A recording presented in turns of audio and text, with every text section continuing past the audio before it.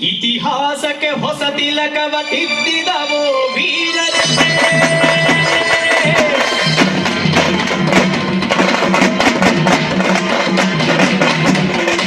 ಒಳಗಾಂಗಣದಲ್ಲಿ ಅಮರರಾದ ಶೂರರೇ, ಇದೋ ನಿಮಗೆ ನಮ್ಮ ಈ ಸಲಾಮಗಳು. ಹಗಲಿರುಳು ಇರಲಿ ನಮಗೆ ನಿಮ್ಮ ನೆರಳು. ಇದೋ ನಿಮಗೆ ನಮ್ಮ ಈ ಸಲಾಮಗಳು. ಹಗಲಿರುಳು ಇರಲಿ ನಮಗೆ ನಿಮ್ಮ ನೆರಳು. ಜಯ ಜಯ ಹೇ ಸ್ವಾಭಿಮಾನಿಗಳೇ, ಮೀಸಲಾಂ ಸಮರ ಸಿಂಹಗಳೇ. ಸ್ವಾಭಿಮಾನಿಗಳೇ, ಮೀಸಲಾಂ ಸಮರ ಸಿಂಹಗಳೇ. ಇತಿಹಾಸದ ಹೊಸ ತಿಲಕವ ತಿದ್ದಿದವೋ ವೀರರೇ, ಒಳಗಾಂಗಣದಲ್ಲಿ ಅಮರರಾದ ಶೂರರೇ. ಇತಿಹಾಸದ ಹೊಸ ತಿಲಕವ ತಿದ್ದಿದವೋ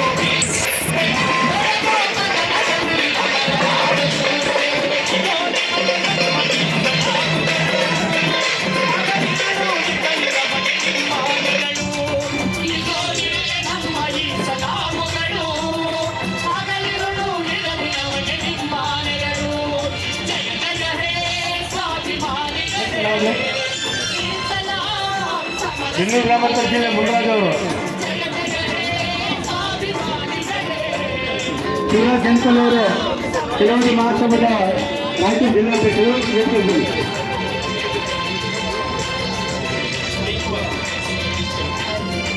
ಜಿಂದಾಬಾದ್ ಜಿಂದಾಬಾದ್ ಜಿಂದಾಬಾದ್ ಜಿಂದಾಬಾದ್. ಮನೆಗೆ ಕನ್ನ ಹಾಕಿ ಬದುಕಿದವರ, ಸತ್ಯಕ್ಕೆ ಸಂಗೋಲೆ ಹಾಕಿ ಸುಳ್ಳುಗಳನ್ನು ಬಿತ್ತಿದವರ. ಇಲ್ಲಿ ಬಂಧುಗಳೇ ಅಲ್ಲೆಲ್ಲ ಕೂತ್ಕೊಳ್ರಿ ದಯಮಾಡಿ.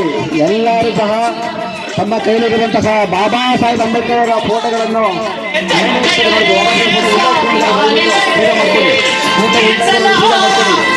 ಸಿಂಹಗಳೇ, ಜಯ ಜಯ ಹೇ ಸ್ವಾಭಿಮಾನಿಗಳೇ, ಮೀಸಲಾಂ ಸಮರ ಸಿಂಹಗಳೇ. ಜೋರ ಕೂಗಬೇಕು. ಅಲ್ಲಿರುವಂತಹ ಕೇಳಿ ಅಮಿತ್ ಶಾ ಕೇಳಿಸ್ಬೇಕು. ಜಿಂದಾಬಾದ್ ಜಿಂದಾಬಾದ್ ಜಿಂದಾಬಾದ್ ಜಿಂದಾಬಾದ್ ಜಿಂದಾಬಾದ್ ಜಿಂದಾಬಾದ್. ಅಮಿತ್ ಶಾ ಕೇಳಿ, ಅಮಿತ್ ಶಾ ಕೇಳಿ, ಅಮಿತ್ ಶಾ ಕೇಳಿ. ಜಿಂದಾಬಾದ್ ಜಿಂದಾಬಾದ್ ಜಿಂದಾಬಾದ್ ಜಿಂದಾಬಾದ್. ಫೋಟೋ ಸ್ವಲ್ಪ ಕ್ಯಾಮರಾ ಇಟ್ಕೊಂಡ್ಬಿಡಿ, ಒಂದು ಫೋಟೋ ತಗೊಂತಾರೆ.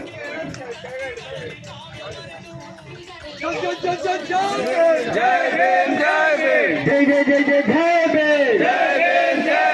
ಜೈ ಜೈ ಜೈ ಜೈ ಜೈ ಬೇ, ಜೈ ಜೈ ಜೈ ಜೈ ಜೈ ಬೇ. ಅಮಿತ್ ಶಾ ಕೇಳಿ, ಅಮಿತ್ ಶಾ ಕೇಳಿ.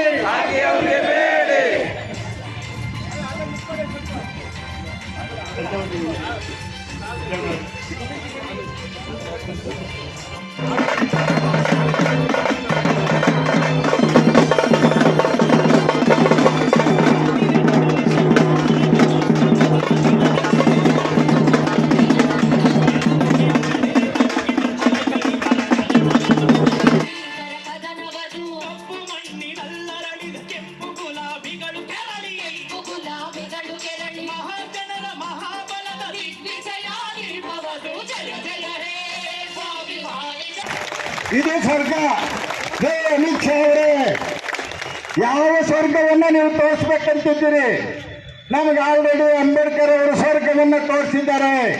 ಅಂಬೇಡ್ಕರ್ ಅವರೇ ನಮ್ಮ ಸ್ವರ್ಗ, ಅಂಬೇಡ್ಕರ್ ಅವರೇ ನಮ್ಮ ನಾಯಕ, ಅಂಬೇಡ್ಕರ್ ಅವರೇ ನಮ್ಮ ಮಾರ್ಗದರ್ಶಕ. ನೀವು ಅಂಬೇಡ್ಕರ್ ಅವರನ್ನ ಬಿಟ್ಟು ಅಂಬೇಡ್ಕರ್ ಅಂದ್ರೆ ಏನು ಸಿಕ್ಕಲ್ಲ, ದೇವರು ದೇವರು ದೇವರು ಅಂದ್ರಿ ಅಂತ ಹೇಳಿದ್ದೀರ. ನಮ್ಮ ಜನ 5,000 ವರ್ಷಗಳ ಕಾಲ ದೇವರು ದೇವರು ದೇವರು ಅಂದ್ರು. ಅವರನ್ನ ಬಾಗಿಲಿಂದ ಆಚೆ ಕೊಂಡಿಸ್ತಿದ್ರಿ, ಕೆರೆಯಿಂದ ಆಚೆ ನಿಲ್ಲಿಸಿದ್ರಿ, ರಸ್ತೆಯಲ್ಲಿ ಓಡಾಡಕ್ ಬಿಟ್ಟಿಲ್ಲ, ಬಿಸಿ ಊಟ ಮಾಡಕ್ ಬಿಟ್ಟಿರ್ಲಿಲ್ಲ. ಇನ್ನು ಯಾವ ಸ್ವರ್ಗವನ್ನು ನೀನು ತೋರಿಸ್ತೀಯ? ಇನ್ಯಾವ ಸ್ವರ್ಗವನ್ನು ತೋರಿಸ್ತೀಯ? ನಿಮ್ಮ ಡೈರೆಕ್ಟ್ರು, ಇಸ್ರೋ ಡೈರೆಕ್ಟ್ರು ಸೋಮ ಅವರು ಸ್ಯಾಟಲೈಟ್ ಅನ್ನ ತಯಾರು ಮಾಡಿ ತಿರುಪತಿ ದೇವಸ್ಥಾನದ ಮುಂದೆ ಇಟ್ಟಿದ್ರು. ಅದು ತಿರುಪತಿ ವೆಂಕಟರಮಣ ಸ್ವಾಮಿ ದೇವಸ್ಥಾನ ಅಲ್ಲ, ಅದು ಬುದ್ಧಿ ಬಂದಿರೋದು. ಮತ್ತೆ ಅವರಿಗೆ ಹೇಳಿ, ಸ್ವರ್ಗ ಏನಾದರೂ ಇದ್ರೆ ಯಾವ್ದಾದ್ರೂ ಒಂದು ಸ್ಯಾಟಲೈಟ್ ಅನ್ನು ತಯಾರು ಮಾಡಿ ನೀವು ನಮ್ಮ ಪ್ರಧಾನಮಂತ್ರಿಗಳಾದ ಮೋದಿ ಸಾಹೇಬರು, RSS ಮುಖ್ಯಸ್ಥರಾದ ಮೋಹನ್ ಭಾಗವತರವರು 3 ಜನ ಪಾಪ ಸ್ಯಾಟಲೈಟ್ ಅಲ್ಲಿ ಹೋಗಿ ನೋಡ್ಕೊಂಡ್ ಬಂದ್ರಿ. ನೋಡ್ಕೊಂಡು ಬಂದ್ಮೇಲೆ ನಮ್ಗೆ ತಿಳಿಸಿ, ಆಮೇಲೆ ಸ್ವರ್ಗದ ಬಗ್ಗೆ ಯೋಚನೆ ಮಾಡ್ತೀವಿ ನಾವು. ಆ ಮೋಹನ್ ಭಾಗವತರು ಹೇಳ್ತಾರೆ, ಅಲ್ಲಿ ಏನು ಅಯೋಧ್ಯೆಯಲ್ಲಿ ರಾಮರ ದೇವಸ್ಥಾನ ಕಟ್ಟಿ ಬಾಲರಾಮನ ಪ್ರತಿಷ್ಠಾಪನೆ ಮಾಡಿದ್ಮೇಲೆ ಇವ್ರಿಗೆ ನಿಜವಾದ ಸ್ವಾತಂತ್ರ್ಯ ಬಂತಂತೆ. ಅವಾಗ ಇಷ್ಟು ದಿನ ಯಾಕಪ್ಪ ನೀವು ಬಾವುಟ ಹಾರಿಸ್ತಾ ಇದ್ರಿ? RSS ಕಚೇರಿಯಲ್ಲೂ ಬಾವುಟ ಹಾರಿಸ್ತಾ ಇದ್ರು ಸ್ವಾತಂತ್ರ್ಯ 15ನೇ ತಾರೀಕಿಗೆ, ಜನವರಿ 20ನೇ ತಾರೀಕಿಗೆ. ಹಂಗಾದ್ರೆ ನೀವು ಎಷ್ಟು ದಡ್ಡರು ಇರಬೇಕು? ಎಷ್ಟು ದಡ್ಡರು ಇರಬೇಕು ನೀವು? ನಿಜವಾದ ಬುದ್ಧಿವಂತರು ನಾವಿಲ್ಲಿದ್ದೀವಿ ನೋಡಿ. ಇಲ್ಲಿ ಕುಂತಿರೋರೆಲ್ಲ ಬುದ್ಧಿವಂತರೇನೆ, ಇಲ್ಲಿ ಕುಂತಿರೋರು ಎಲ್ಲರೂ ಬುದ್ಧಿವಂತರೇ. ನಮ್ಮನ್ನ ಕತ್ಲಲ್ಲಿಟ್ಟು ನೀವು ಪಾರ್ಲಿಮೆಂಟ್ಗೆ ಹೋಗಿದ್ದೀರಿ. ಒಂದು ವೇಳೆ ನಮಗೆ ಪಾರ್ಲಿಮೆಂಟ್ಗೆ ಬರೋ ಅವಕಾಶ ಕೊಟ್ಟಿದ್ದಿದ್ದರೆ ನಾವು ನಿಜವಾದ ಸ್ವಾತಂತ್ರ್ಯ ಏನು ಅಂತ ನಿಮ್ಗೆ ಹೇಳ್ಕೊಡ್ತಾ ಇದ್ವಿ. ನಿಮಗೆ ಸಾಧ್ಯವಾದರೆ ಕ್ಲಾಸ್ ಮಾಡ್ತೀವಿ ನಾವು. ಸ್ವಾತಂತ್ರ್ಯ ಏನು, ಎಲ್ಲಿಂದ ಬಂತು, ಪ್ರಜಾಪ್ರಭುತ್ವ ಎಲ್ಲಿಂದ ಬಂತು ಅನ್ನೋದನ್ನು ನಿಮ್ಗೆ ಹೇಳ್ಕೊಳಕ್ಕೆ ನಾವು ತಯಾರಿದ್ದೀವಿ. ಪ್ರಜಾಪ್ರಭುತ್ವ ಹುಟ್ಟಿದ್ದು ಬುದ್ಧನ ಕಾಲದಲ್ಲಿ, ಪ್ರಜಾಪ್ರಭುತ್ವ ಹುಟ್ಟಿದ್ದು ರೋಮ್ ಸಾಮ್ರಾಜ್ಯದಲ್ಲಿ. ಅದನ್ನೇ ಅಂಬೇಡ್ಕರ್ ಸಾಹೇಬರು ದುಂಡು ಮೇಜಿನ ಪರಿಷತ್ತಲ್ಲಿ ವಾದ ಮಾಡಿ ನಿಮಗೂ ನಿಮ್ಮೆಲ್ರಿಗೂ ಓಟ ಕೊಡಿಸಿರೋದೇ ಈ ಬಾಬಾ ಸಾಹೇಬ್ ಅಂಬೇಡ್ಕರ್ ರೀ. ಬಾಬಾ ಸಾಹೇಬ್ ಅಂಬೇಡ್ಕರ್ ಅವರು ದುಂಡು ಮೇಜಿನ ಪರಿಷತ್ಗೆ ಹೋಗಿಲ್ಲ ಅಂದ್ರೆ ಇಡೀ ದೇಶದಲ್ಲಿ 4016 ಓಟುಗಳು ಮಾತ್ರ ಇದ್ದವು. ಅದರಲ್ಲಿ 563 ಮಹಾರಾಜರಿಗೆ ಓಟಿತ್ತು, ಮಹಾರಾಣಿಗಳಿಗಿರಲಿಲ್ಲ. ನಿಮ್ಗೆ ಸಿಗ್ತಾ ಇತ್ತಾ? ನಮ್ಮ ಹೆಣ್ಣುಮಕ್ಳಿಗೆ ಸಿಗ್ತಾ ಇತ್ತಾ? ಇಂಥ ಪರಿಸ್ಥಿತಿ. ಅದರಿಂದ ಅಮಿತ್ ಶಾ ಅವರೇ ಸ್ವಲ್ಪ ರಿಯಲೈಸ್ ಮಾಡ್ಕೊಳ್ಳಿ, ಯೋಚನೆ ಮಾಡಿ. ಈಗಲೂ ಸಮಯ ಇದೆ. ನೀವು ಮಾತಾಡಿರೋ ವಿಷಯ ಇಡೀ ದೇಶದ SC STಗಳು ಅರ್ಥ ಮಾಡಿಕೊಂಡ್ರೆ, ಈ ದೇಶದಲ್ಲಿರ್ತಕ್ಕಂಥ ಮುಸಲ್ಮಾನರು ಅರ್ಥ ಮಾಡಿಕೊಂಡ್ರೆ,